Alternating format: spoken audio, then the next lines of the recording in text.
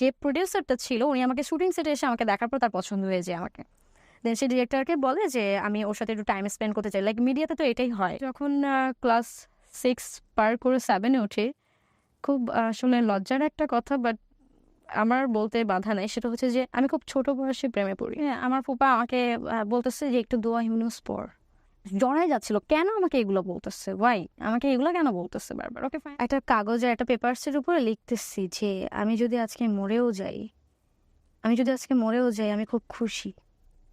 আমার মৃত্যুর জন্য কেউ দায়ী না। কেন আমি এটা লিখছি আমি সেটাও জানি না। বুঝবো না, আমি তাকে মায়া কুমার বলে ডাকতাম, সে আমাকে মায়াপুরী ডাকতো। মায়া কুমার আর মায়াপুরী। মায়াপুরী, হ্যাঁ। আমি কোথায় যাব, আমি কি করব, আমার আগামীতে কি হবে, আমার শুধু মনে হয়েছে যে এখন আমাকে কে দেখবে।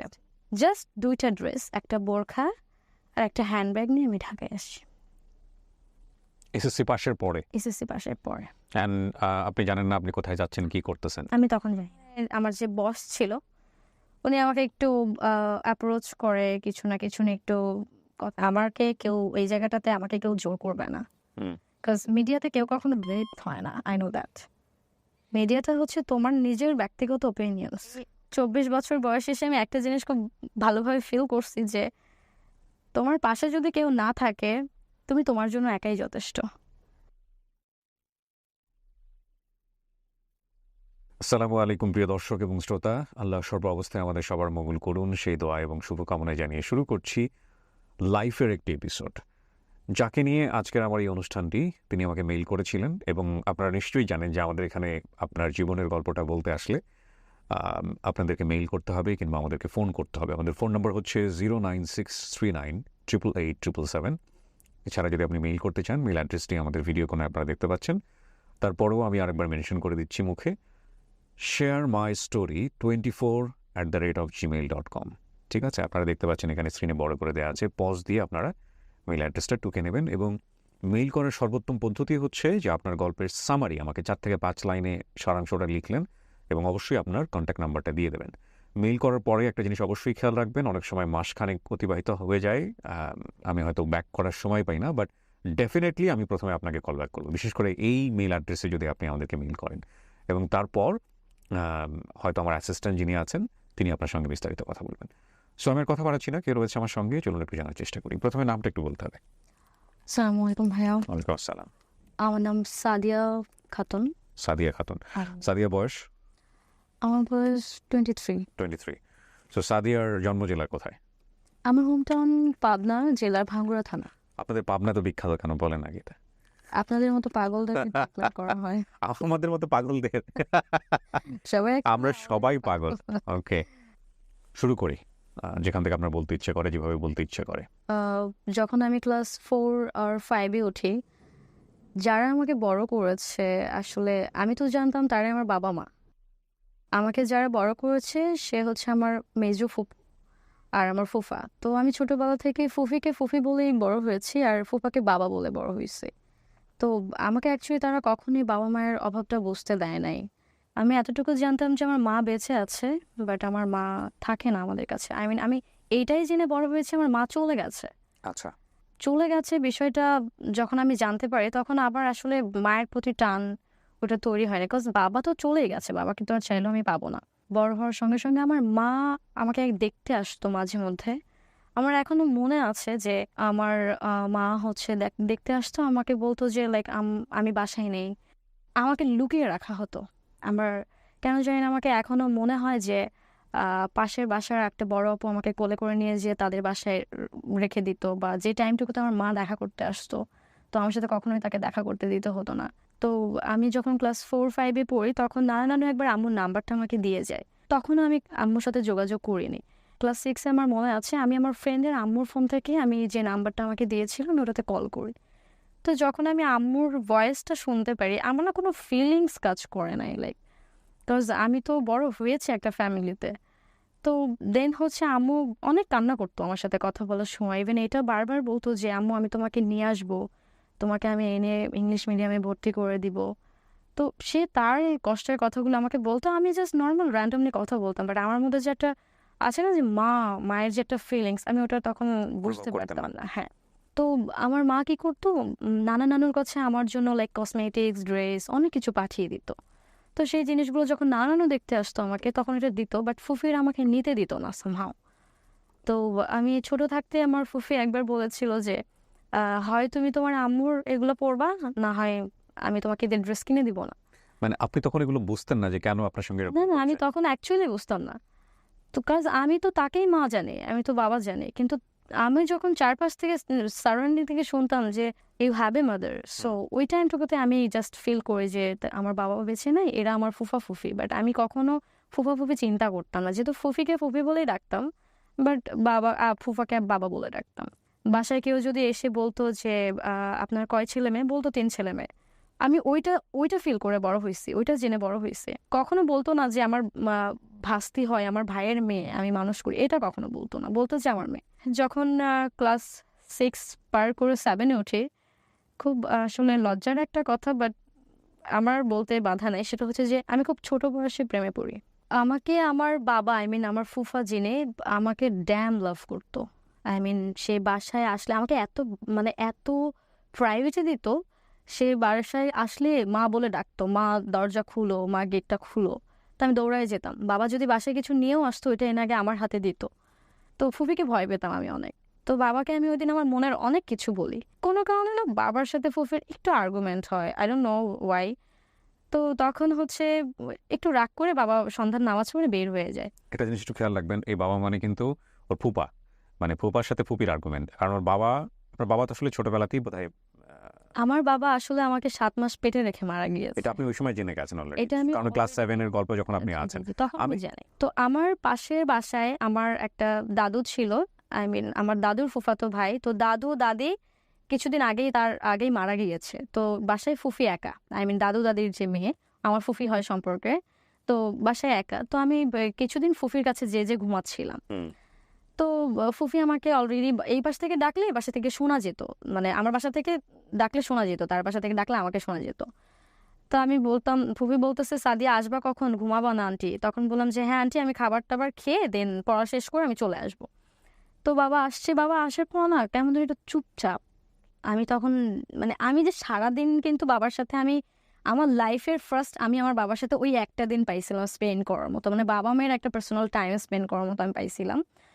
তো বাবা এসে একটু চুপচাপ ছিল, আমি জানি না কেন। তো নর্মালি প্রতি রাতেই দেখা যেত যে ডিনার টাইমে ফুফি খাবার বাড়তো, আমি খাবার নিয়ে এসে টেবিলে দিতাম, সবাই আমরা একসঙ্গে বসে ডিনার করতাম। তো এরকম হুট করে কেন জানি না আমি আমার ক্ষুধা পায় নাই, আমি খাবার গুছিয়ে দিয়ে আমি বের হয়ে যাচ্ছিলাম যে আমি ফুফির বাসায় যাব, কিন্তু বাবা আমাকে পেছন থেকে 2টা ডাক দিল, মা খাবার খেয়ে যাও, খাবার খেয়ে যাও। আমি বলছি আব্বু আমার ক্ষুধা নেই, যে আমার ক্ষুধা নেই আমি খাবো না।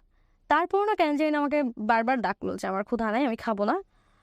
তো আমি এটা বলে আমি দৌড়ে চলে গেছি, মানে আমি অ্যাকচুয়ালি তখন দৌড়ে ফুফির বাসায় চলে গেছি। যাওয়ার পরে আমি ফুফির সাথে আড্ডা দিচ্ছিলাম, গল্প করতেছিলাম, বলতে বলতে আমি ফুফি আর আমি 2জন পাশাপাশি শুয়েছি। তো শুয়ে গল্প করতে করতে হুট করে যেহেতু ফুফির বাসা আমার বাসা জাস্ট 2 হাত ফাঁকা, তো শব্দ হলে তো শোনা যায়, পাশের বাসা থেকে কিছু হলে শোনা যায়। এর মাঝখানে আসলে ফ্যানের শব্দে আমি আর এত বুঝতে পারিনি যে আমার বাসায় কি হচ্ছে। ধাম করে একটা আওয়াজ হয় আমার বাসায়, এত জোরে একটা আওয়াজ হয়, আমি ওই আওয়াজটা ফিল করি, আমি ফুফি 2জনই। তখন ওই আওয়াজটা হচ্ছে গেট ভাঙার একটা আওয়াজ হয়। আই মিন তখন আমার ভেতরে না একটা কেমন একটা ছ্যাত করে উঠছে যে কি হয়েছে, মানে তখন চিল্লাপাল্লা শব্দ হয়েছে, চিল্লাপাল্লা মানে বাবাকে যে এর মাঝখানে, আমার বাসার সাথেই সরকারি হসপিটাল, আমার বাবা ডক্টর ছিল, বাবাকে যে এর মধ্যে হসপিটালেও নিয়ে যাওয়া হয়েছে আমি সেটা জানি না। আমি তারপর আমি ফুপির সাথে যাই হসপিটালে, যেহেতু আমার পাশে একদম পাশেই হসপিটালের সঙ্গে আমাদের বাসা। তো আমি দৌড়াতে দৌড়াতে যাই, ওই সময় আমি ক্লাস 7 ডিরেক্টলি হসপিটালে, আপনি তো বাসায় যাবেন, বাসায় গিয়ে কি দেখেন? না না, বাসায় তো অলরেডি গেট, বাসায় কেউ নাই, সবাই বের হয়ে গেছে। ও, আপনি ওখান থেকে জানতে পারলেন তার হাসপাতালে? তার হাসপাতালে, কজ এই যে ওই ফ্যানটা চলছিল ওই টাইমে 10-15 মিনিট পার হয়ে গেছে, আমি অতটা শব্দ Okay. পাইনি, ফ্যান চল। কি হয়েছিল আসলে? আমার বাবা হার্ট অ্যাটাক করেছিল। শব্দটা কিসের? ধুম করে যে শব্দটা হলো আপনারা দূর থেকে পেলেন? ওইটা হচ্ছে মানে বাবার, আই মিন হার্ট অ্যাটাক করার পরে আই থিঙ্ক সো বাবার টয়লেট হচ্ছিল, বাবা তখন লুঙ্গি পরা ছিল, তো লুঙ্গি নষ্ট হয়ে যাচ্ছিল। তো ভাইয়া লুঙ্গি আনতে যে বাসায় যে গেট তালা দেওয়া, ভাইয়া ওই লাত্তিটা দিয়ে তালাটা ভেঙে লুঙ্গিটা বের করে নিয়ে গেছিল আর কি। ওকে। তো ওই লাথিটার আওয়াজটাই আর কি, ওই শব্দটার আওয়াজ পেয়েই আমি কিন্তু তাড়াহুড়া করে বের হই। তো তারপরে আমি যাওয়ার পরে দেখি হসপিটালের যে র্যান্ডমলি যে বেডগুলো থাকে, চাকা থাকে লাগানো, আই মিন ছোট যে বেডগুলো, ওখানে বাবাকে শোয়ানো। আমি যে আব্বু আব্বু করে চিৎকার দিয়ে উঠছি ওখানে, তখন আমার ফুপু আমার হাত টেনে ধরছে, মানে ফুপি কান্নাকাটি, আমার ভাইটাও কান্নাকাটি করতেছে। তখন পুরো হাসপাতাল উথাল পাথাল। তো তখন যে জাস্ট আমি বাবার সামনে যে ধাম করে দাঁড়ানোর পরে এরকম মুখের উপর একটা চাদর দেওয়া ছিল, আমি ওই জিনিসটা নিতে পারি নাই। মানে আমি এক্সপেক্ট করি নাই যে বাবা নাই।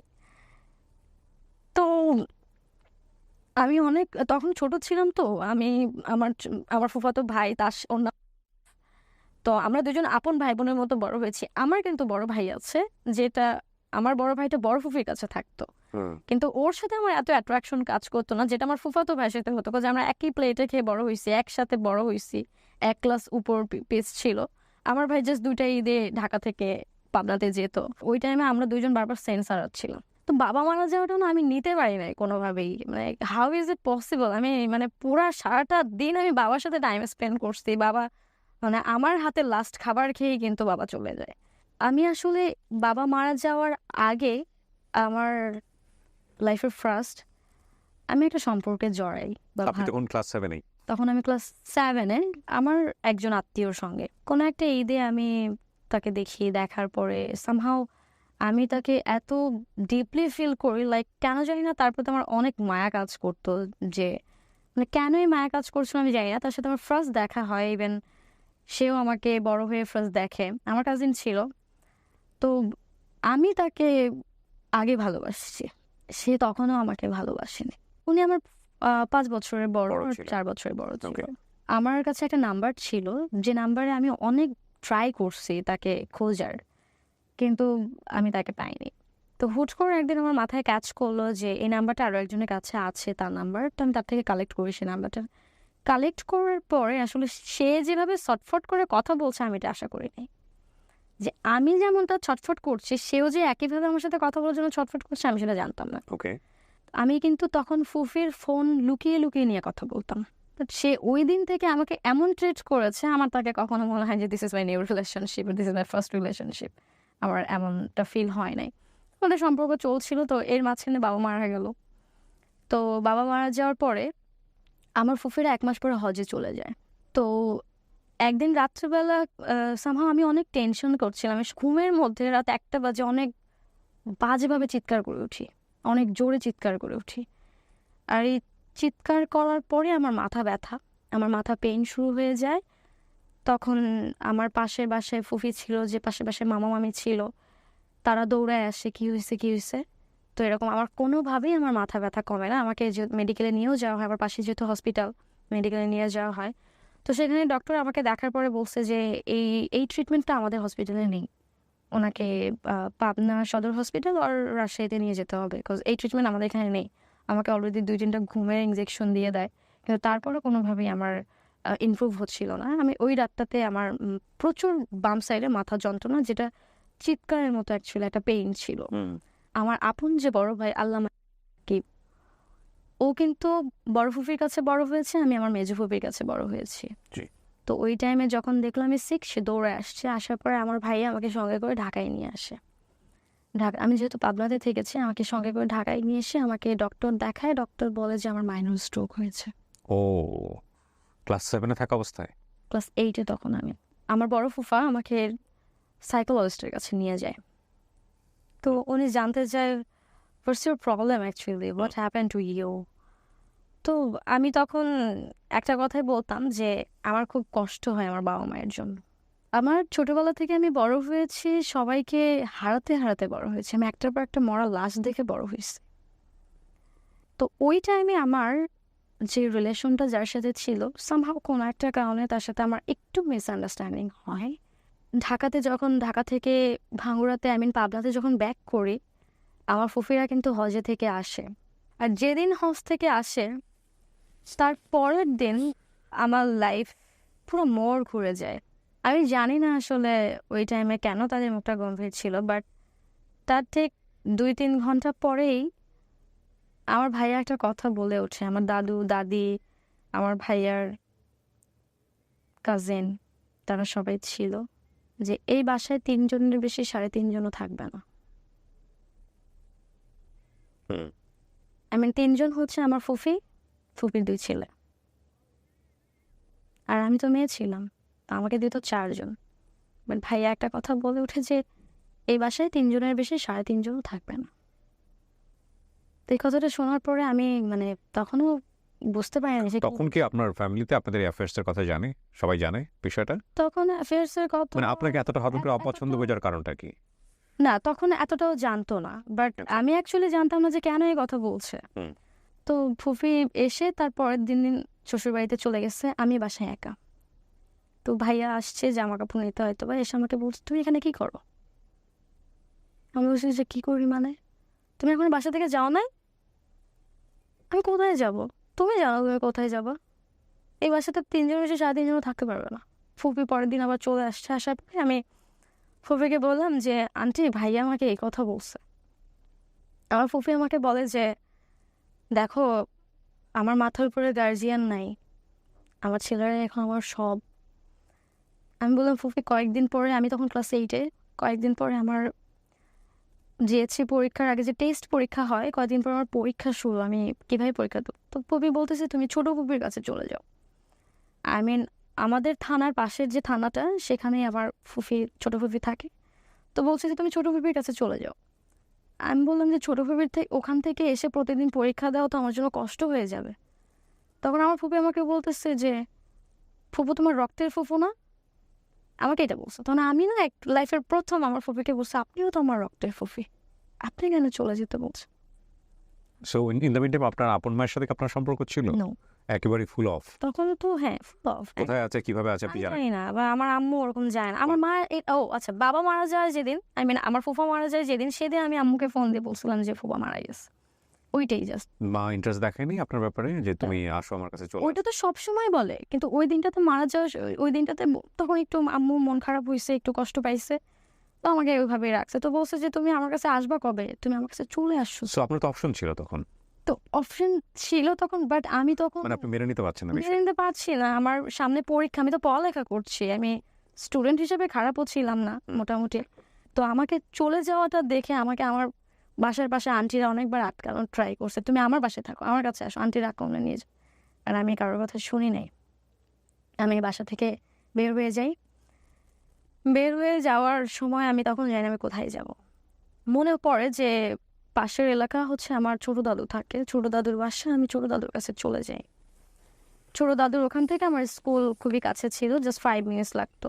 দাদু যখন জিজ্ঞেস করে কি হয়েছে, আমি কান্নাকাটি করে বলি যে আমাকে বাসা থেকে বের করে দেওয়া হয়েছে।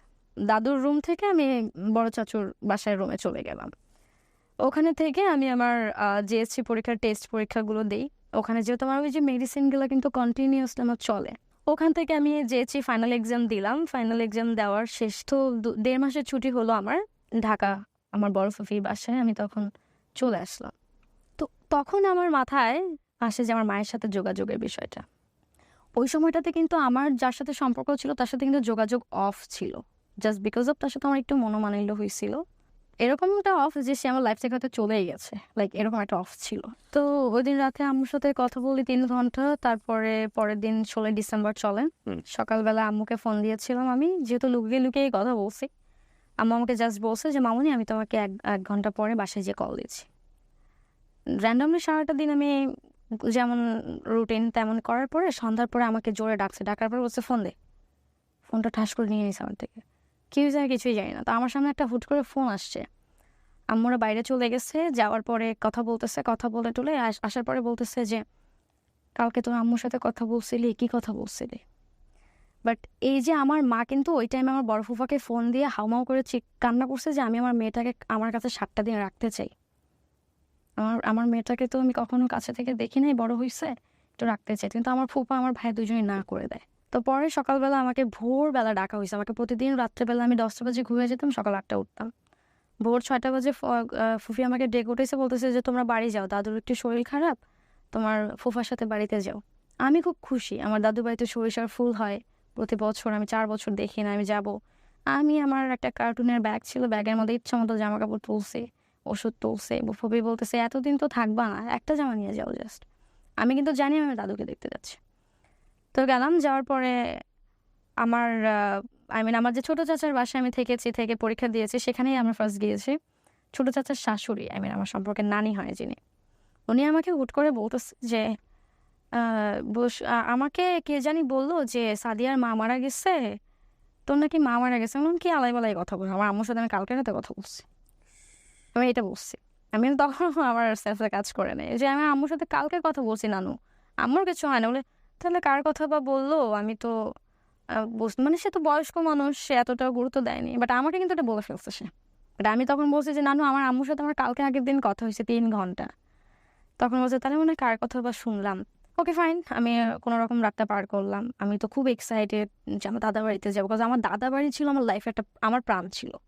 মাঝ রাস্তায় যে আমার ফুফা আমাকে বলতেছে যে তুই একটু স্যালাইনের পানি খা, এটা বলতেছে। আমি স্যালাইনে, এমনি তো আমি স্যালাইনের পানি খেতে পারি না, আমার বমি হয়ে যায়। তুই যদি দাদু বাড়িতে যে যদি সেন্সলেস হয়ে যাস, আমি তো আজব, তুমি সেন্সলেস হবো কেন? পরে বলতেছে যে না একটু স্যালাইন খা, তো শরীর ভালো না, যদি একটা কোনো সমস্যা হয়ে যায়। তো আমি কি করছি, ফুফা ওইদিকে তাকাইছে, আমি মুখের মধ্যে স্যালাইন এদিকে ফেলে দিচ্ছি, ফুফা এটা টেরও পায় না। তখন আমাকে ফুফা আরেকটু রাস্তা যেতে যেতে বলতেছে যে চল আজকে তোর নানু বাড়িতে যাই। এদিকে আমি মানে মনে মনে বলতেছি সূর্য আস্তে কোন দিকে উঠছে, যে যারা আমাকে কোনোদিন নানুর বাড়িতে যেতে দেয়নি, মায়ের সাথে যোগাযোগ রাখতে দেয়নি, সে আমাকে বলতেছে যে নানুর বাড়িতে যেতে। তখন বলতেছে যে তোর খালামণি, আমার বড় ভাই সবাই আসছে, চল তোর নানাকে একটু দেখে যাই। আমি আরো খুশি। দেন আমি ফুপার সাথে গেলাম, যাওয়ার পরে নানু বাড়িতে আমি কিন্তু সেই ছোটবেলায় গিয়েছি, এরপরে কিন্তু এত বছর, 10-12 বছর 13 বছর কিন্তু কখনো যাইনি। মানে মার চেহারাই মনে নাই? মাকে তো দেখিনি আমি, আমার মাকে তো আমি কখনো দেখি নাই। আমার ক্লাস বেবি ওর যখন 1-এ উঠি, তখন হয়তো আমাকে স্কুলে একবার দেখতে আসছিল, কিন্তু লুকায় ফেলছিল আমাকে। ওই যে বললাম, মানে মার সাথে কখনো কোনোদিন দেখা হয়নি? কখনোই দেখা হয় না আমার মায়ের সাথে। তো তারপরে আমার বড় বড় শক্ত করে আমার হাতটা খালি ধরেছিল। সে সে ভেতরে ভেতরে কেন জানি না একটু ভয় ভয়ে ছিল, যেটা আমি ফিল করছিলাম। কিন্তু আমার কিন্তু হাত ছাড়ে নাই। আমি বোরখা পরতাম, হেজাব করতাম, আমাকে একদম পরীর বাচ্চার মতো লাগতো লিটারেলি। তো ওই সময় হচ্ছে আমার ফুপা আমাকে বলতেছে যে একটু দোয়া হিমনুস পড়। আমি না আসলে তখন ওই সময়টা আমার কাছে জড়াই যাচ্ছিল, কেন আমাকে এগুলো বলতেছে, ওয়াই আমাকে এগুলো কেন বলতেছে বারবার। ওকে ফাইন, আমি যখন বড় নানুর বাসায় হচ্ছে আমাদের যাইতে হয়, তো আমার নানুর বাসায় পার দিয়ে বড় নানুর বাসায় যেতে 2-3টা বাসা পড়ে। আমি একটা বড় সামিয়ানা টানানো দেখি, আমি ভাবছি যে হয়তো কারোর বিয়ে, কারোর মুসলমানের অনুষ্ঠান বা কিছু একটা। উঠানের উপরে চেয়ার দিয়ে অনেকেই বসে টসে আছে, তো আমাকে দূর থেকে দেখার পরে আমার মামা নানু সবাই আগে আসছে, বাট কেউ মানে কোনো রকমের টু শব্দও করে না। এসে আমাকে জড়ায় ধরে আম্মু কেমন আছো, নানু কেমন আছো। এমনও কেউ বলতেছে যে লাখির মেয়ে আসতেছে, কত সুন্দর দেখা যায়, দেখ পরের বাচ্চা লাখির মতোই দেখা যায়, লাখির মতো কত উঁচা লম্বা হয়েছে। তো এরকম করতেছিল। ফুফা আমাকে তখনও শক্ত করে হাত ধরে আছে। আমি বাসার ভেতরে ঢুকতে একটা কাঠের বাক্স আমার চোখের সামনে পড়ে। আমি তখন জাস্ট এইভাবে বলছি যে কি হয়েছে। আমি চারপাশে একটু কান্নার আওয়াজ পাচ্ছিলাম, বাট আমাকে দেখার পর সবাই থেমে গেছে, সবাই, এভরিবাডি। আমি জাস্ট বলছি কি হয়েছে। তখন কতক্ষণ কন্ট্রোল করবে ফুফা। 2টা দিন পরে আমাকে বলতেছে, তখন আমাকে আমার ফুফা হাত ছেড়ে দিছে, বলতেছে তোর মা নাই, এটা বলছে। তখন বলছে নাই, কই গেছে। আমিও না তখন আমার অ্যাকচুয়ালি ঘুমের ওষুধ চলতেছিল। আমি লিটারেলি ওই টাইমটুকুতে আমি জাস্ট সাইকোটিকই হয়ে থাকতাম। আমি এত ভালোভাবে সবকিছু কেয়ার করতাম না, জাস্ট নিচে বসে পড়ি। আর কোনো মুখ দিয়ে কথা বের হয় নাই, কান্নাও করি নাই। পাশ থেকে সবাই প্যাম্পার করতেছে, বাট আমি কাউকে দেখতে পাচ্ছি না, কারো কথা শুনছি না। আমি লিটারেলি আমার জগতে, আমি কোথায় গেছি আমি জানি না। দেন চোখে মুখে পানি দেওয়ার পরে সবাই পাশে থেকে নানুরা সবাই বলতেছিল যে ওকে একটু কান্না করাও, ও তো এইভাবে মারা যাবে, আমি তো 8টার লেগে মারা যাব। আমি তো কান্না করতেছি না, বা আমি কোনো কথা বলতেছি না, এটা একদম আটকে গেছে আমার। তো আমাকে সবাই কান্না করতে বলছে। আমার ভাইকে আমি দেখতে পাচ্ছি, আমার ভাই ওইখানেই বসে আছে। আমি নিজেই হেঁটে হেঁটে আমার ভাইয়ের কাছে গেলাম, যে আমার ভাইয়াকে জীবনের প্রথম আমি গায়ে হাত তুলি, সবার সামনে আমি আমার ভাইয়াকে একটা থাপ্পড় মারি, সবার সামনে। মায়ের আদর খাইতে তোমার এত ভালো লাগে, আমাকে বলতেই ভুলে গেছো। তখন আমি জানতে পারি যে আমি যে অসুস্থ ছিলাম, মায়ের মারা যাওয়ার খবরটা আমি নিতে পারবো না, আমিই মারা যাবো, আমাকেই বাঁচাইতে পারবে না। যার কারণে আমার মা যে মারা গেছে মারা যাওয়ার পরে আমাকে 2 দিন পরে মায়ের লাশ দেখাইছে, বিকজ অফ আমার মায়ের পোস্টমর্টম হয়েছে।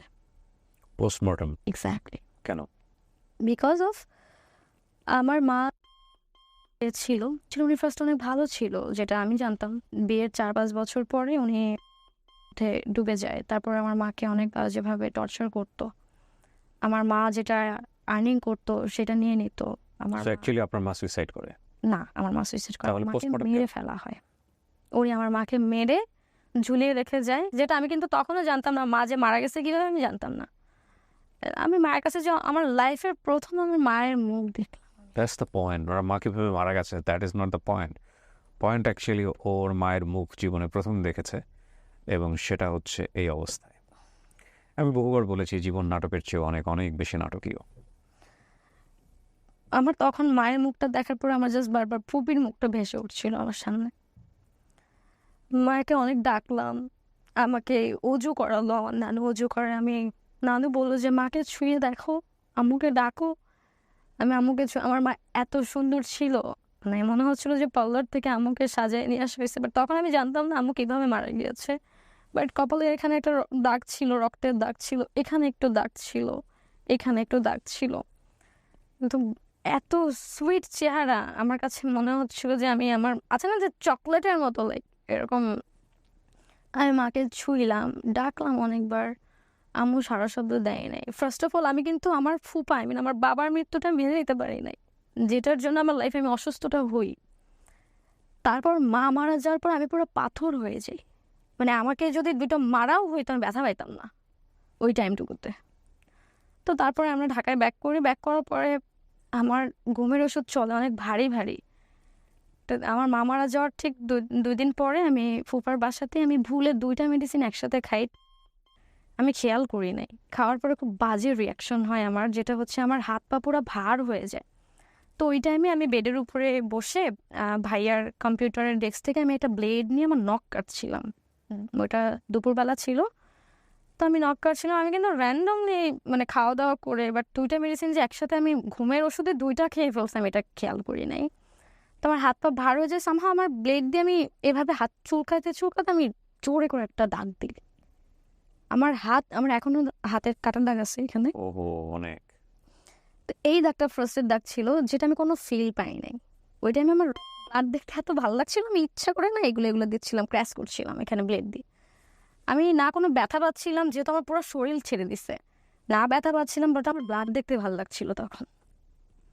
আমার যে অসুস্থতা ছিল মাইনর স্ট্রোকে, সেটা কিন্তু আমার নাক মুখ দিয়ে ব্লিডিং হইতো। আর আমি এখানে একটা নোটিস করতে চাই, বিশেষ করে সাইকিয়াট্রিস্ট যারা আছেন তাদেরকে। আমি তো মানুষের জীবন গল্প নিয়ে কাজ করি এবং কাজ করেছি লম্বা সময় ধরে। এই যে ও যেটা বললো না, যে ওর হাতে একটু দেখাই হাতটা এরকম করে, আপনি ক্যামেরায় ধরেন, হ্যাঁ আপনার হাত দেখতে পাচ্ছেন। এই দাগ আমি শত শত দেখেছি, এবং আমি আজ পর্যন্ত কোনো ছেলের শরীরে পাইনি এই দাগ, সবই মেয়েদের শরীরেই। এবং আরেকটা ইন্টারেস্টিং ইনফরমেশন হচ্ছে এই দাগগুলোর পেছনে বিহাইন্ড দ্য স্টোরি যেটা থাকে, একটা প্রেমের সম্পর্ক মোটা দাগে। এবং কিন্তু ওর ক্ষেত্রে আমি যেটা পেলাম ডিফারেন্ট। আমার কথা সেটা না, আমার কথা হচ্ছে যে কোন ডিপ সেন্সে গেলে, কোন ধরনের সেন্সে গেলে একটা মানুষ শরীর থেকে রক্ত বের করে দিতে পছন্দ করে। এটা নিয়ে আমি সাইকিয়াট্রিস্টদের প্রচুর ভিডিও দেখেছি, বাংলাদেশের সাইকোলজি নিয়ে অনেকেই কাজ করছেন, কিন্তু আমার কাছে কেন জানি মনে হয় বাংলাদেশের খুব ব্রডার স্পেক্টে যে প্রবলেমগুলো আমাদের ব্যক্তিগত জীবনে আমরা ফেস করি, সেগুলো টাচ করতে পারে এরকম টপিকগুলোর সংখ্যা খুবই কম, বা এগুলো নিয়ে ডিসকাস হয় খুবই কম। আজকেও যে হাতের কাটা একটা দেখালো, আমার মনে হয় যারা সাইকিয়াট্রিস্ট আছেন, যারা আমার শোতে দেখে থাকেন, তারা যদি কেউ ইন্টারেস্টেড হন কথা বলার জন্য এইসব বিষয় নিয়ে, দে ক্যান মেইল মি, আমাকে মেইল করতে পারেন। আমি এই বিষয়গুলো নিয়ে ইন ফিউচারে হয়তো বা একটু ডিফারেন্ট কাইন্ড অফ পডকাস্টিং নিয়ে আপনাদের সামনে আসবো ইনশাল্লাহ। ঘুমের মেডিসিনের রিয়াকশন, বাট আমি কিন্তু ঘুমের ওষুধটা 2টা খেয়েছি, বাট আমি বুঝতে পারিনি। পরে সুস্থ হওয়ার পরে কিন্তু আমি চেক করে দেখেছিলাম যে ওখানে 2টা ওষুধ নাই। ওকে, সো কাটার পর কি হলো? তো কাটার পরে আমার হাতে এত ব্লাড, মানে এত পরিমাণে বাজেভাবে ব্লিডিং হয়েছে। আমি তখন কি করছি, আমি একটা কাগজে একটা পেপারসের উপরে লিখতেছি যে আমি যদি আজকে মরেও যাই, আমি খুব খুশি, আমার মৃত্যুর জন্য কেউ দায়ী না। কেন আমি এটা লিখছি আমি সেটাও জানি না। তারপর আমার যখন সেন্স ফেরে 6 থেকে 7 ঘন্টা পরে, দেন হচ্ছে আমি দেখি আমি হসপিটালের বেডে, আমার হাতে ব্যান্ডেজ করা, আমার পাশে আমার ফুফি, আমার বড় ভাইয়া। এই খবরটা অলরেডি জানাজানি হয়ে গেছে। দেয়ার আর এভরিওয়ান থিঙ্ক অ্যাবাউট ইট যে আমি সুইসাইডাল অ্যাটেম্প্ট করছি। আপনার সম্পর্কটা তখন কেমন? আপনার তখন আমার সাথে যোগাযোগ বন্ধ, তার টোটালি যোগাযোগ অফ। লাইক ওই কারণে কি আপনি ফ্রাস্ট্রেটেড ছিলেন? নো, বললাম না আমার মা মারা যাওয়ার পর আমি লিটারালি জাস্ট শকে পাথর হয়ে গেছিল। এক্স্যাক্টলি, অনেকগুলো ডেথ, অনেকগুলো মৃত্যু মাত্র এই অল্প বয়সে, যখন ও ক্লাস 8-এ পড়ছে। জি, মানে এটা আপনি চিন্তা করে দেখতে পারেন, ক্লাস 8-এ পড়া টিনেজ বয়সে মার মুখ প্রথম দেখা, সেটা হচ্ছে মায়ের মৃত মুখ। সো মানে খুব সহজে রিলেট করা যায় বিষয়গুলো। ওকে, তারপর দেন হচ্ছে আমি হাসপাতাল থেকে কি হলো? হাসপাতালে আমার ফুফা যে ডিরেক্ট আমার হাতে ফোন দিল, আমার এইভাবে এনে তোর ফোন, এই ফোনের জন্যই এত কাহিনী, তো ফোন নেই। ও, ওরা তারা ভাবছে যে আমার যে রিলেশন, যেহেতু সম্পর্কের কথা তারা জানে, যেহেতু যখন ফুফি শেয়ার করছে যে সাদিয়া কিন্তু আমাকে এগুলো শেয়ার করছে, তার মানে So, ওনারা guess ওটার কোনো করছে। হ্যাঁ, তখন বলছে যে এই ফোনের জন্য এত কিছু, ফোন নেই। দেন আমাকে আমার ফুফি অনেকবার জিজ্ঞেস করে কেন এই কাজ করছিস, কেন এই কাজ, বাট আত্মীয় স্বজনের মধ্যে কিন্তু ছড়াই গেছে সাদিয়া সুইসাইড করতে গেছে। এক্স্যাক্টলি, সেটাই হওয়া স্বাভাবিক। হ্যাঁ, তো আমি সব বুঝেছি যে ফুফু বিলিভ করো আমি সুইসাইড করতে যাই নাই। একদিন হুট করে আমার সেই যার সাথে সম্পর্ক ছিল উনি আমার ফুফিকে ফোন দেয়, কল করে, আমার সাথে কথা বলতে চায়, কারণ সে অলরেডি জেনে গেছে আমার মা বেঁচে নেই, যেহেতু আমার বাবাও বেঁচে নেই। হুম। তো সেটা সে ফিল করে আমার লাইফে সে ব্যাক করে, আমাকে কল করে। আমি বলছি যে I don't need you right now, I don't need your support right now, cause আমি না তখন এই যে ভালোবাসা বা লাইক প্রেম, এই জিনিসগুলো আমার মাথায় তখন আর কাজ করেনি। I just missing my family, I just miss my parents. তো তখন একদিন আমার ভাইয়ার সাথে আমার একটু মিসআন্ডারস্ট্যান্ডিং হয়। আমার বড় ভাই আমি দুইজনই দাদা বাড়িতে তখন। তো ভাইয়াকে কেউ না কেউ এসে বলছিল যে সামহাও আমি হয়তো বা কারোর সাথে দাঁড়িয়ে রাস্তায় কথা বলছি, বাট আমি কিন্তু কাউকে চিনি না। গ্রাম, আমি প্রতি বছর 2বার দাদু বাড়িতে ঈদে যেতাম, তো আমি কাউকে চিনি না বাড়ির আশেপাশে ছাড়া।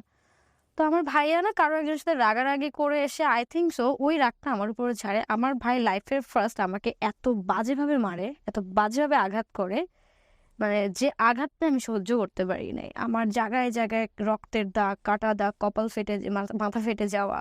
আমার ভাই আমাকে অনেক বাজেভাবে আঘাত করে। তা আমি তখন, আমার কাছে তো লটস অফ মেডিসিন, ঘুমের ওষুধ অনেক, যেহেতু আমার ডেইলি খেতে হয়, 49টা খেয়ে ফেলি। আমি কি করছি, ঘুমের ওষুধ খাওয়ার পরে আমি নতুন একটা কমলা কালারের ড্রেস পরছি, নতুন ড্রেস, যেটা আমি ফার্স্ট ইউজ করলাম ওই দিন। হুম। নতুন ড্রেসটা পরে আমি দোয়া কালাম পড়তে পড়তে, আর ওই যে আমার যে মানুষটাকে আমি হারাইছি, আই মিন ভালোবাসার মানুষটাকে, তাকে ফোন করছি। হুম। সে ফোন রিসিভ করছে, রিসিভ করার পরে বলছে যে, আমি জাস্ট বলছি যে আমি মনে হয় আজকে বাঁচবো না। আমি তাকে মায়া কুমার বলে ডাকতাম, সে আমাকে মায়াপুরী ডাকতো। মায়া কুমার আর মায়াপুরী। মায়াপুরী, হ্যাঁ। মায়া কুমার, আমি মেবি আজ আর বাঁচবো না। তো আমাকে বলছো আমার কি, যাও মরে যাও। তারপরে আমার আর বাঁচার ইচ্ছাই মরে যায় ওই টাইমে। আমার ওই যে চোখ বন্ধ হয়, 9 দিন আমি বেঁচে ছিলাম না আসলে। 9 দিন কোথায় ছিলেন? কোমায় ছিলাম আমি, মানে পরে স্টোরিটা কার কাছ থেকে শুনেছেন? আপনাকে না? পরের স্টোরিটা আমার ভাইয়া বলেছে, ফুফি বলেছে। তো ওই টাইমে আমি পুরো বডি নীল হয়ে গিয়েছিল। আমার ডক্টর বলেছে যে আমাকে আর বাঁচাতে পারবে না। 9টা দিন আমার পুরো বডি নীল হয়ে গিয়েছিল। ডক্টর বলছে যে আমরা এনাকে বাঁচাতে পারবো না, এখন আল্লাহ তাআলাই পারবে ওনাকে বাঁচাইতে। আপনারা আত্মীয় স্বজন যারা আছে তাদেরকে খবর দেন, দেখে যেতে বলেন, আমরা বাঁচাতে পারবো না। তো আজকে আপনারা এখানে আসবো বিধায়, আপনার সাথে দেখা হবে বিধায় ওই দিন আমার কেনে আঙুল নাড়া দিয়ে উঠছে 9 দিনের। তো বাই দ্য ওয়ে, আর sense of humour is so good.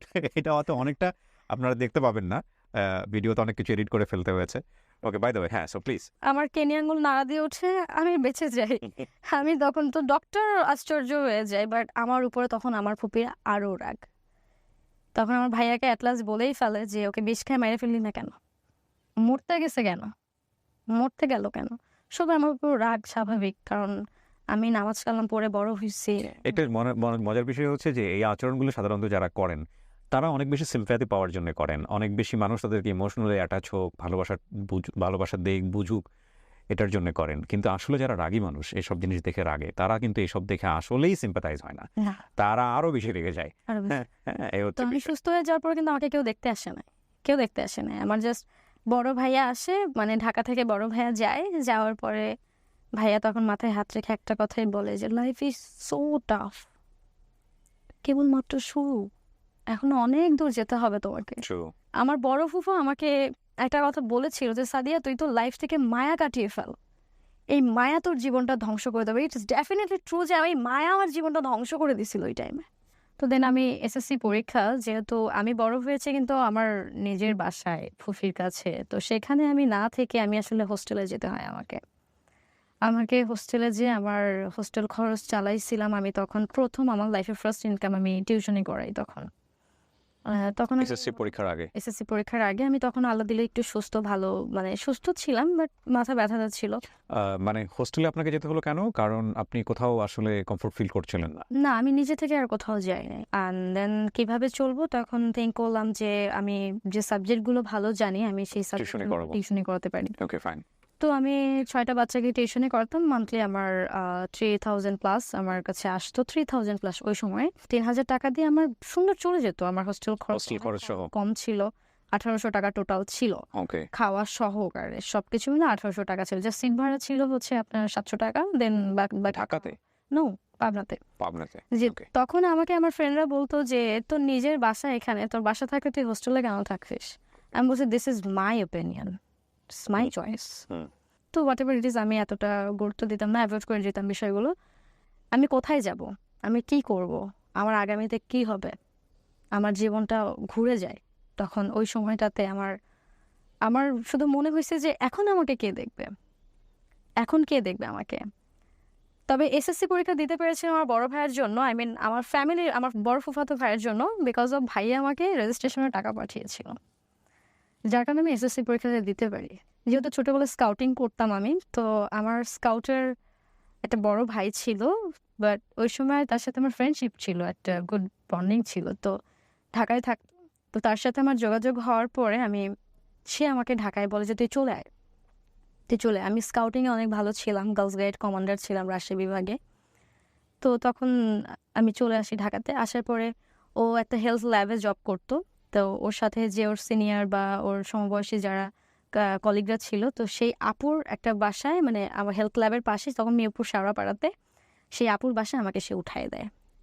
আমার জীবনের স্ট্রাগলটা ওই জায়গা থেকে শুরু হয়ে যায়। ওই পয়েন্টটা থেকে যখন আমি ২ টা জামা নিয়ে, ২ টা ড্রেস নিয়ে জাস্ট জাস্ট ২ টা ড্রেস, একটা বোরখা আর একটা হ্যান্ডব্যাগ নিয়ে আমি ঢাকায় আসি। এসএসসি পাশের পরে? এসএসসি পাশের পরে। অ্যান্ড আপনি জানেন না আপনি কোথায় যাচ্ছেন, কি করতেছেন? আমি তখন জানি না। আমার কাছে জাস্ট ৳২৬০ ছিল। মাথার উপরে হাত রাখার মতো কেউ নাই। জবাবদিহিতা করার আম কোনো জায়গা নাই এবং খুবই টিনেজ একটা বয়স। তখন আমার ১৭ বছর বয়স। আমার স্কাউটের বড় ভাইয়া ছিল। তো ওই সময় ও আমার এত ভালো বন্ধু হয়ে যায়, তুই তো করে একটা বন্ডিং হয়েছে। ওকে আমি অন্তু বলে ডাকতাম। অন্তরের জন্য আমি ঢাকাতে একটা থাকার জায়গা পাই, আমি খাওয়ার জন্য খাবার পাই। অন্তর নিজে জব করে আমাকে ৳১,০০০ ৳২,০০০ দিত যে, "তুই কিছু কিনে খা, তোর বাসা ভাড়া।" আমাকে ৩ মাসের ভাড়াও দিয়েছিল। হুম। আমি কিছুই করি না তখন, আমি কি করব? আমার কাছে তখন ফোন ছিল না। আমার তখন একটা বাটন ফোন ছিল। আমার স্মার্টফোন ছিল না যে আমি স্মার্টফোনের মাধ্যমে আমি জবের জন্য এপ্লাই করব, আমি কিছু করব। তো ইন দ্য মিন টাইম অন্তরের সাথে আমার ওই টাইমে মানে আছে না যে লাইক মনে হচ্ছিল যে ও ছাড়া তখন আমার কেউ নাই। বাট ও কিন্তু আমার বড় ভাই প্লাস আমার বন্ধু হয়ে গেছে তখন। বিকজ অফ ওই টাইমে ওরও রিলেশনশিপ ছিল। এমন না যে ওর সাথে আমার কোনো রিলেশন ছিল। কিছুই না। ও জাস্ট আমার ফ্রেন্ড ছিল। করোনা চলে আসলো। মানে আমি আজকে করোনা হয়ে মারা গেলে হয়তো আমাকে কেউ দেখতে পারবে না। না ভাইয়া দেখতে পারবে বা না কেউ দেখতে পারবে না ওই টাইমটাতে। করোনার মাঝখানে ব্যাক করার পরে আমি একদিন আমার একটা ফ্রেন্ডের স্মার্টফোন ও আমাকে দেয়। ওর যেহেতু এক্সট্রা একটা ফোন ছিল। দেওয়ার পরে আমি ওই ফোন থেকে আমি কয়েকটা জায়গায় জবের জন্য এপ্লাই করি। আমার একদিনে ৬টা জব হয়। একদিনে আমি মিনিমাম ২০টার মতো এপ্লাই করছি। একদিনে আমি ২০টার মতো সিভি পাঠাইছি। একেক জায়গায় ড্রপ করছি, যেটা বিডি জবস যেটাকে বলা হয়। তো আমাকে আমার ফ্রেন্ড ৳৫,০০০ দিয়ে আমাকে হেল্প করে। দেন আমি ৳৫,০০০ দিয়ে জবে জয়েন করি। জয়েন করার পরে আমার স্যালারি ছিল ১৮,০০০। ৳১৫,০০০ আলোচনা সাপেক্ষে আমি ৩ মাস জবে। আমার কাছে ওই টাকা মনে হইছে আমি লাখ টাকা পাইছি। ৩ মাস চাকরি করার পরে আমি কিছু টাকা জমাই। জমানোর পরে আমার একটা ফোন, এমার্জেন্সি একটা ফোন, আমি নিজে টাকা দিয়ে ফোন কিনি। নতুন করে একটা ফেসবুক অ্যাকাউন্ট করি।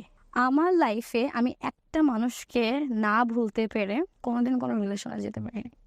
মানে তখন কি রিলেশনশিপটা আপনার ব্রেকআপ হয়ে গেছে ওর সঙ্গে? আমার সাথে কোনো যোগাযোগ নাই তার। মানে কোনো লাস্ট কোনো ওয়ার্ড ছিল না? কোনো যোগাযোগ নাই। তাকে অনেক ভালোবাসছি। আমি মানে আপনি ব্যাপারটা কেমন ছিল যে আপনি তার জন্য ওয়েট করছিলেন সে আপনার সঙ্গে যোগাযোগ? আমি জানতাম সে আর ফিরবে না। কোনো কারণে আপনাদের মিসআন্ডারস্ট্যান্ডিং হ্যাঁ। হয়েছে? তারপর আমি তাকে কখনোই ভুলতে পারি নাই, আমি ওই সময় তাকে কখনোই ভুলতে পারি নাই। বা আমি আজ এখন যদি দাঁড়িয়ে বলি, আমি আজও তাকে ভুলি নাই। শুধু সেটা, আমি আজও তাকে ভুলি নাই। তো ওই চিন্তাটা করে আমি অ্যাকচুয়ালি কখনো রিলেশনশিপে যেতে পারি নাই, কোনো রিলেশনে যেতে পারি নাই। টাকাকে আমি জিনিসটা চিনে গেলাম, দিস ইজ মানি অ্যাকচুয়ালি। তো দেন হচ্ছে একদিন আমি যেখানে জব করছিলাম সেখানে আমার যে বস ছিল উনি আমাকে একটু অ্যাপ্রোচ করে, কিছু না কিছু নিয়ে একটু কথা বলে, যেটা আমার আসলে একটু পছন্দ হয়নি। উনি আমাকে একটু টিচ করে বসে, যেটা আমি শুরুতে শুরুতে একটু ভয় পাই। বা তখন আমি আসলে ওই লাইফটা, আমি ঢাকা শহর তো তখন ভালো মতো চিনি না, জানি না আমি মানুষজনকে। Double meaning sentence. এক্স্যাক্টলি। তো উনি যখন আমাকে ডাবল মিনিং করে, আমি তখন আমার জবটা ছেড়ে দিই। তো ওই মোমেন্টে আমার মাথার উপর এসে দাঁড়ায় আমার খালা, যাকে আমি আজ মা বলে ডাকি, যাদের সাথে কিন্তু কোনোদিন কমিউনিকেশন করতে দেয়নি আমাকে আমার ফ্যামিলি। তো ওই সময় আমি আমার খালামণিকে পাই, ওইখানে আমি আমার আরেকটা ফ্যামিলি পেয়ে যাই। মানে স্ট্রাগলের মাথায় এসে আমি শুরুতে এসে আরেকটা ফ্যামিলি পেয়ে যাই। তো ওই সময় আমার নিজের একটা কলিগ, উনি আমাকে বলে যে, আমাকে সবাই জান্নাত বলে ডাকতো, যেহেতু আমার ভালো নাম হচ্ছে সাদিয়া জান্নাতি। কলিগ উনি আমাকে বলে যে, জান্নাত ম্যাম, আপনার মানে লুক অনেক সুন্দর, আমার নিজের একটা বাইং হাউস আছে, আমি আপনার কিছু ছবি তুলতে চাই। কে বলে এটা? আমার একটা কলিগ, ওনার নিজের একটা বাইং হাউস ছিল, যেহেতু উনিও চাকরি ছেড়ে দিয়েছিল কোনো একটা রিজনে। তো তখন আমি রাজি হয়ে গেলাম যে ছবি তো উঠাবে, সমস্যা নেই। তো তখন হচ্ছে ছবির হাটবাজার নামে একটা অ্যাপস ছিল। তো ওই সময় তো তখন আমার 10 থেকে 12টা ছবি তোলার পরে আমাকে না উনি 5,000 টাকা আমার হাতে দেয়। আমার মাথায় তখন একটা চিন্তা আসে যে আমি যদি 1 মাস কষ্ট করে 18,000 টাকা স্যালারি পাই, আর একটা ছবি তুলে যদি আর একটা দিন যদি আমি 5টা ড্রেস পরে ছবি তুললাম, আমাকে 5,000 টাকা দেওয়া হলো, এটাই তো আমার জন্য গুড অপশন। এইখান থেকে আমি যখন 3-4টা ছবি আপলোড করলাম, দেন দেখি আমার ফেসবুক অ্যাকাউন্টে কেউ কেউ মিডিয়া রিলেটেড আমাকে নক করছে। আমি ধীরে ধীরে মিডিয়ার সাথে যুক্ত হয়ে গেলাম। ওকে। দেন মিডিয়ার সাথে যুক্ত হয়ে যাওয়া বলতে গেলে প্রথম এখানে মিডিয়া বলতে যেটা বোঝাচ্ছে উনি, সেটা হচ্ছে shoot like YouTube media, actually not main stream media. কারণ উনি আসলে বেশ কিছু কাজ করেছেন, আমি যেটা দেখেছি এই নাটকগুলো বেসিকলি আপনার হচ্ছে সোশ্যাল মিডিয়ার জন্য নির্মাণ করা হয়। ওকে, ফাইন।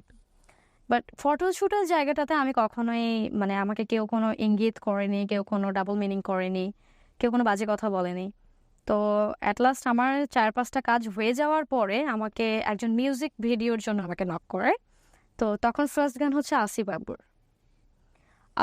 ভাইয়ের প্রথম গানে আমি প্রথম শ্যুট করি। বাট আমি কিন্তু তখন আসলে জানতাম না যে অ্যাক্টিং লাইক কীভাবে করতে হয়। বাট ছোটবেলা থেকে নাচ গান, এটা রিলিজ হয়েছে আসিফ আকবর সাহেবের, এটা রিলিজ অনেক আগে আসলে এই ভিডিও আমি নিজে আর খুঁজে পাই না। ওকে। তো তখন আসলে ফার্স্ট অফ অল আমি যেটা জানতে পারি সেটা হচ্ছে মিডিয়াতে গিভ অ্যান্ড টেক বলে একটা সাবজেক্ট ইউজ হয়, যেটা কম বেশি আমরা সবাই জানি। বাট ওই সময়টাতে আমি ফার্স্টে তো এত জানতাম না এটা। তো আমিও হ্যারেস হয়েছি মিডিয়াতে। হ্যারেসটা এমন হয়েছে যে আমাকে কোনো শুটিংয়ে গেলে আমাকে কেউ কিছু বলে নিয়ে যেত না। ফার্স্ট আমাকে এটা বলতো না যে তোমার সাথে আমার এটা এরকম কিছু একটা হতে পারে বা এরকম আমরা কিছু করতে পারি।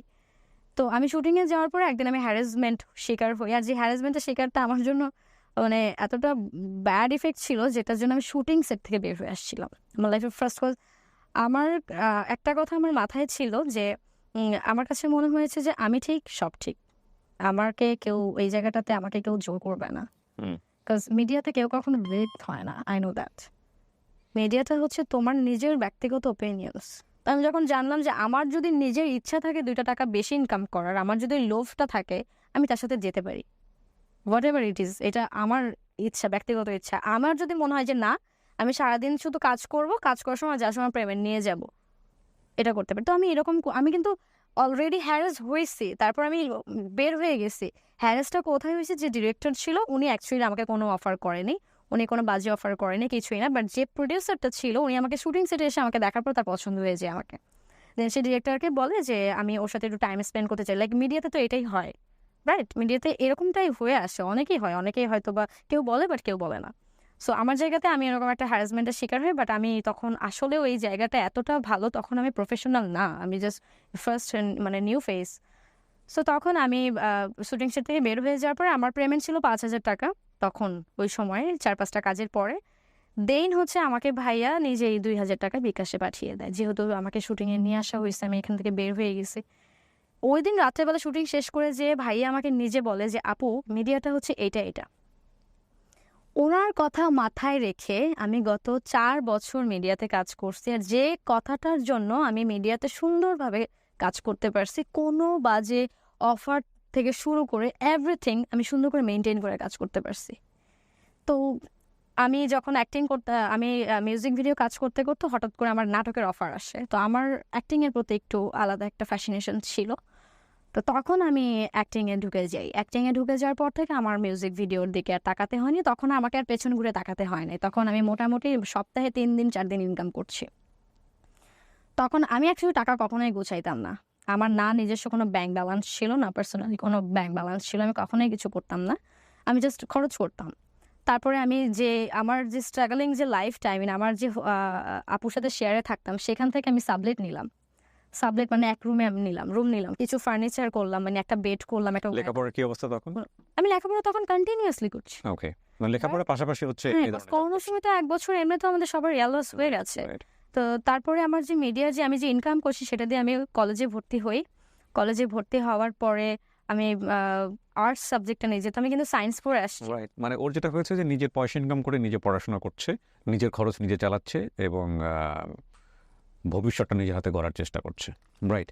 সো ইন্টারমিডিয়েট পাস করলেন আপনি ওই সময়টাতে? না, ইন্টারমিডিয়েট পাস করার আগ মুহূর্তে হচ্ছে আমার মোটামুটি আমি বেশ কিছু কাজ করে করে অনেকটা এগিয়ে আসছি। এইচএসসি আমার হচ্ছে আমার 21-এ পরীক্ষা দাও, 22-এ আমি সার্টিফিকেটটা পাই। এগুলো সব নিজের পড়াশোনা নিজের হ্যাঁ, সব খরচে? নিজের টাকায় আমি করেছি। আমার ইভেন আমি আমার বাসা আমার বাসা শিফট করি আমি, মানে পুরো একটা ফ্ল্যাট নেই, নিয়ে আমার বড় ভাইকে আমি আমার কাছে নিয়ে আসি। মাশাআল্লাহ। এখন কি মানে আপনারা দুজন একসঙ্গে না, থাকেন? এখন আপাতত একসাথে নেই। ভাইয়া already married, he Perfect. Have a baby right now. তো আমি আমার ভাইয়াকে নিয়ে এসে, ইভেন দেন ওই সময় আমার ভাইয়া বেকার, আমার ভাইয়া কিছু করে না। সো আপনি সাপোর্ট দিয়েছেন? আমি সাপোর্ট দিয়েছি। ইভেন আমি আমার ভাইয়াকে পরিচিত বড় ভাইয়ের মাধ্যমে জবেও ঢুকিয়েছি ওই টাইমে। তো আমরা 2 ভাই বোন ভালোই চলছিল। রাইট নাও আপনি পড়াশোনা করছেন? এখন আমি পড়াশোনা আমি ছাড়িনি। কজ এটা আমার মানে কি পড়ছেন স্ট্রাগল। আপনি? আমি এখন বিএসএস ডিগ্রি করছি রাজশাহীতে। তো আমি 2nd বর্ষে আছি। তো আমার আর 1.5 বছর আমার পড়ালেখা শেষ হয়ে যাবে। এর মাঝখানে আমার যে বড় ফুপি, উনি কিন্তু আমার সাথে কখনোই যোগাযোগ অফ করেনি। উনি আমার সাথে লুকিয়ে লুকিয়ে দেখা করছে। লুকিয়ে লুকিয়ে আমাকে খাবার দিছে, এটা ওটা দিয়েছে। আর আমার খালামণি তো আছেই। আমি তাকেই পেয়ে গেছি ওই সময়। এভাবেই আমার আসলে 6 বছর কেটে যায়। তো এই যে এখন আমার অলমোস্ট 24 বছর পড়বে।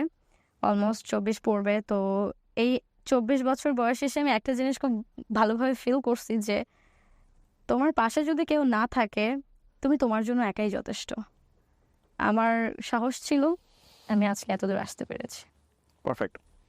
আমার মনে হয় প্রশ্নটা করার প্রয়োজন নাই যে সাদিয়া কেন আজকে এই গল্পটা এখানে বলতে এসছে। আমি একটা জিনিস বিশ্বাস করি, প্রত্যেকেরই গল্প আছে। সেই গল্পে কেউ ভিলেন আছে, কেউ নায়কের ভূমিকায় আছে, কেউ একেবারে না বলার মতো জায়গায় আছে। তবে এগুলো জাস্টিফাইড না, কারণ যে ব্যক্তিগুলো ওনার জীবনে কষ্টে বা দাগ ফেলে গেছেন তাদেরও যুক্তি আছে সেই জায়গা থেকে। আমরা সেই বিষয়গুলোকে ফোকাস করব না, কিন্তু ওর লাইফের যে প্যারাডাইমটা, সেখানে একটা মারাত্মক রকমের শক্তিশালী জায়গাটা হচ্ছে জন্মের পর থেকে একটা শিশুকে যে অবস্থায় থাকা উচিত ছিল ফ্যামিলির ভেতরে, ও সেই পরিবেশটা পায়নি। ও অসংখ্য মৃত্যু দেখেছে, যেই মৃত্যুটা ওকে একসময় সুস্থ জীবন থেকে দূরে সরিয়ে দিচ্ছিল। তারপরেও ও থেমে যায়নি এবং ও বারবার ঘুরে দাঁড়ানোর চেষ্টা করেছে। আমাদের মতো এরকম পিতৃতান্ত্রিক সমাজে, যেখানে প্রতি মুহূর্তেই একটা মানুষ, একটা ঘটনাকে আমরা বিভিন্ন জাজমেন্টের মুখোমুখি নেই, সেখানে একটা মেয়ের এরকম বয়সে নিজের পায়ে দাঁড়ানো এবং গণমাধ্যমে বা মিডিয়াতে বা যেটাই বলি না কেন সেখানে কাজ করে লোকচক্ষুকে উপেক্ষা করে নিজের জীবনে বেঁচে থাকার জন্য প্রচেষ্টা বা ইচ্ছা গ্রহণ করা এতটা সহজ নয়। তারপরেও বেঁচে থাকতে হবে, জীবনকে সামনের দিকে এগিয়ে নিতে হবে। সাদিয়া সেই কাজটাই করেছে। তবে আমি আরেকটা কথা বলতে চাই, সেটা হচ্ছে যে আমার স্ট্রাগল ছিল 6 বছর। তো মাঝখানে ফ্যামিলির সাথে যোগাযোগ হতো, তো তারা একটু ডিটেলস হয়ে গেছিলো আরও বেশি। তার কারণে আমি মিডিয়াতে ঢুকেছিলাম জন্য, কাজ ছোটোবেলা থেকে আমি নামাজ কালাম পড়ে বড় হয়েছি। আমি একটা মানে হাজি ফ্যামিলির মেয়ে ছিলাম। তো আমার ফ্যামিলির সাথে ওটা কখনো যেত না, যেটা তারা পছন্দ করতো না, যার কারণে আরও বেশি দূরে সরিয়ে রাখেছিল। তো তারপরে আমি তাদের কজ আমার লাইফে কখনো প্রেম ভালোবাসা নিয়ে কোনো কষ্ট ছিল না। আমার জীবনে একটাই কষ্ট ছিল যে আমি পরিবারটাকে মিস করতাম। আমার অসুস্থ হলে আমার পাশে কাউকে পেতাম না। আমার মানে আছে না, খুব খুব কষ্ট হলে আমার ফুপিকে আমি আমার ফুপিকে অনেক মিস করি ট্রুলি। যেটা আমার বাবার কথা অনেক মনে পড়ে। আজ আমার ফুফিকে